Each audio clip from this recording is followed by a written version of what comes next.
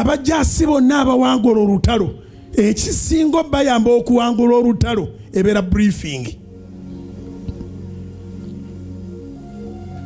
Kale ffenna tetugendangako ku lutalo lw'amagye naye ekikuyamba okukola UNEB n'omuyita eba briefing.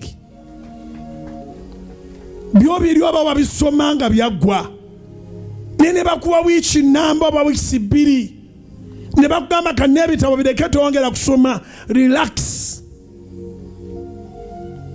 Relax. Bwetuti bwe tugenda okukola ebintu kasita bituuka mu maaso go tokwatako, towandiika, sooka olinde bamala okwogera.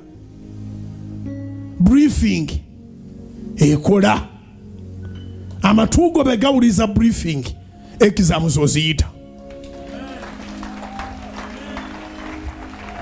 Kati njogera ku bawanguzi. Abawanguzi babeera steady nnyo. Dawudi ekyamuyamba okuwangula olutalo lwa Goliath yali very well briefed ate nga yabikutte.